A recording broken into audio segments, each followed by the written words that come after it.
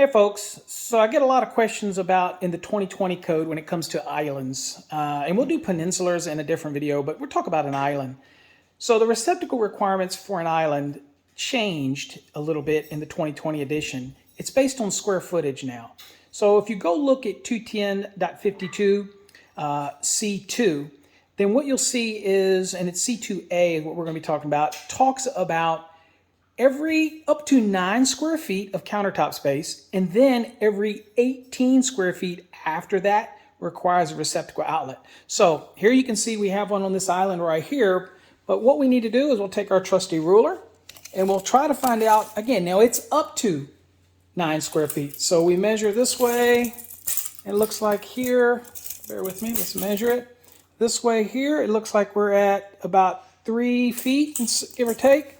And then this way, we'll measure this way. It looks like we're at about 2 feet. Okay, so 3 by 2.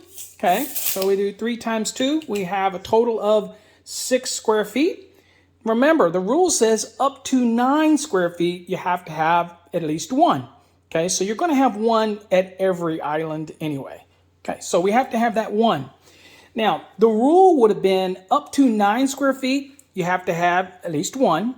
And then every 18 square feet or fraction thereof after that, you'd have to have another one. So what does that fraction thereof actually mean? That means if I had 12 square feet of countertop space, I would need 1 for that first 9.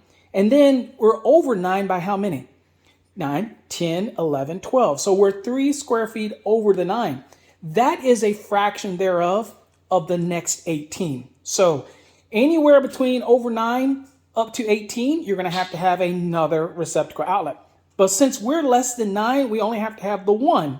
That would cover it all the way up to 9 square feet. Now, the other rule that we have to look at is since this is flat over the entire countertop, the rule in 210.52 C3 is that I have to have receptacles and they have to be within 20 inches above the countertop. But if it's flat across, then I can look at C3.3 and it says, okay, I'll let you put it below the countertop surface as long as it's not lower than 12 inches and it's not under any overhang that's more than 6 inches from the base, the supporting base.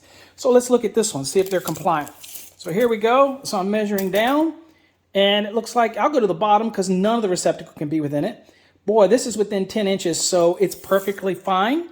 And the overhang here is only about 1 3/4 inches, as you can see there. And the base is the base. Here's the supporting base. So you measure straight out, and as long as it's not over 6 inches, this receptacle is good to go.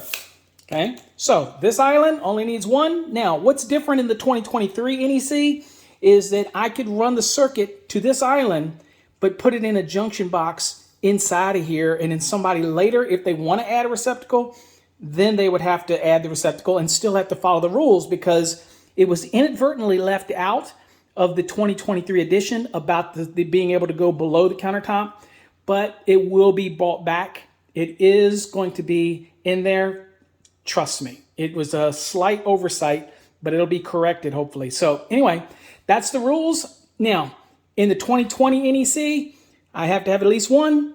And since this is flat across the top, I'm able to go to 210.52 C3.3. And as long as it's not under an overhang more than 6 inches, and it is within 12 inches of the top, guess what? I only need the 1. And that's how you do that rule. Hopefully you learned something.